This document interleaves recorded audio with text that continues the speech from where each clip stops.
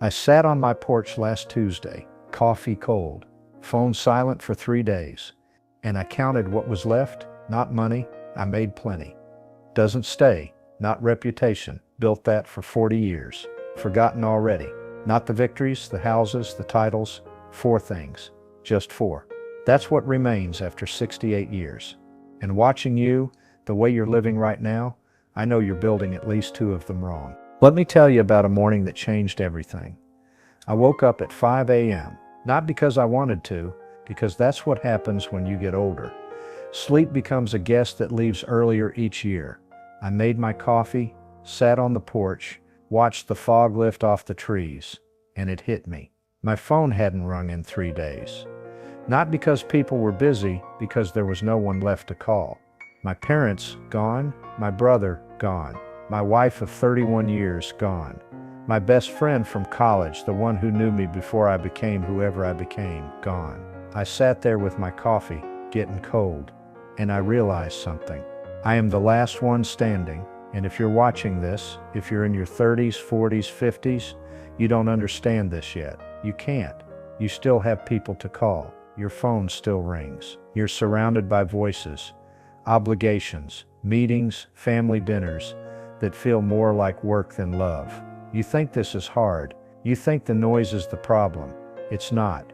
The silence is the problem, and you won't know that until the noise stops. So I'm going to tell you, from this side of life, what survives when everyone leaves, because you need to know this while you still have time to change what you're building. Here's what no one tells you about loss. It's not one thing. It's a series of small erosions that you don't notice until the cliff gives way. When my wife passed, people said, "I'm sorry for your loss," as if I lost a set of keys, as if she was an object misplaced. But loss isn't a moment. It's a process of subtraction. First you lose the person, then you lose the routines you built together. The morning coffee made the way only she made it, the side of the bed that's now just empty space.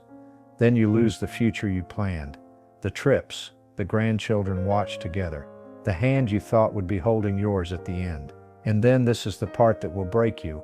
If you're not ready, you lose the version of yourself that only existed in their eyes.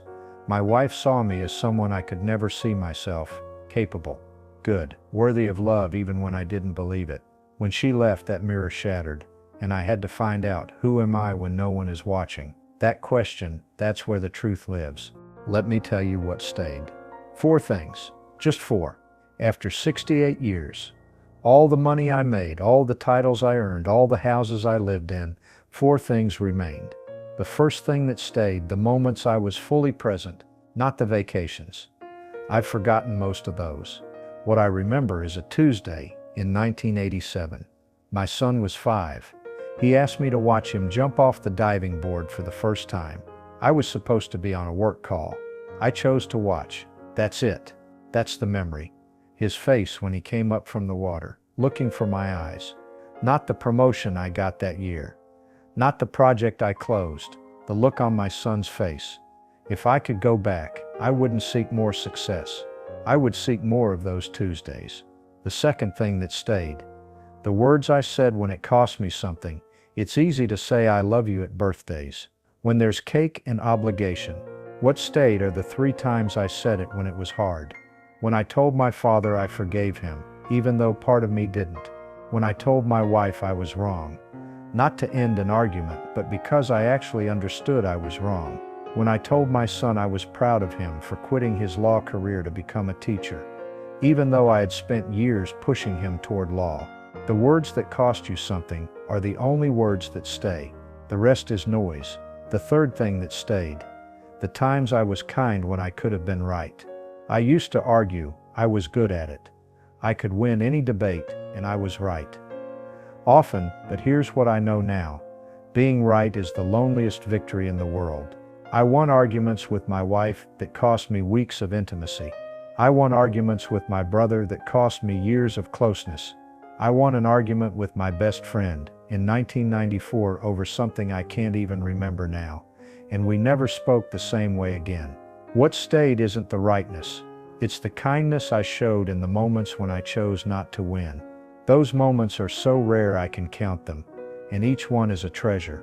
The fourth thing that stayed, the person I became when no one was watching. There's a version of you that exists when you're alone, when there's no audience, no performance, no reputation to protect. After everyone left, I was forced to meet that person. I didn't like him at first. He was the one who worked too much, who prioritized the wrong things, who thought he had more time. But over the years, sitting on that porch, in that silence, I made peace with him. I forgave the man I was at 30, at 40, at 50.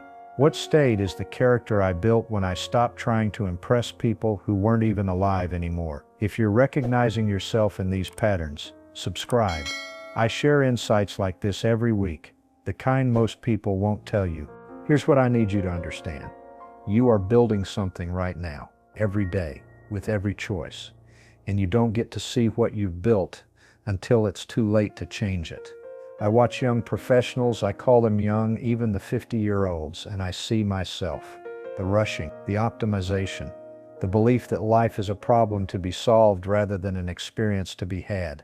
You're building a house you won't live in. You're making money for a retirement you'll spend alone. You're protecting a reputation that will be forgotten 5 years after you stop working. You're winning arguments with people who would rather be loved than defeated. And here's the cost. The trophy doesn't stay. What stays is the character you forged while trying to win it.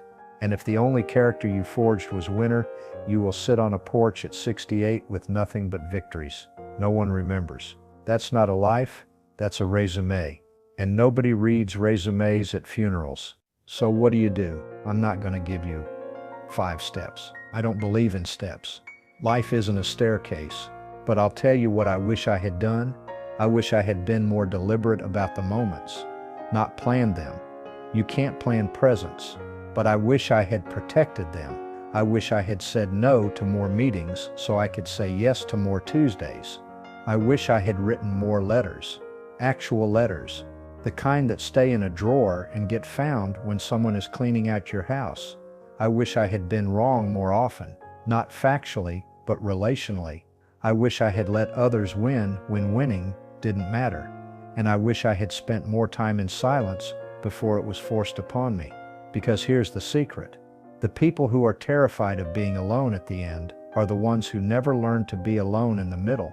If you build a relationship with yourself now, if you can sit on a porch at 40 with nothing but your thoughts and find peace, then you can do it at 68. But if you wait until everyone leaves to meet yourself, you might not like who you find. I'm 68. My phone doesn't ring much anymore. The house is quiet in a way that used to scare me. But I'm not afraid of the silence now, because I've learned that the people who leave don't really leave. They move to a different room. A room you can only visit in memory, in gratitude, in the moments you were wise enough to truly see them when they were here. What stays isn't the money, isn't the title, isn't the house.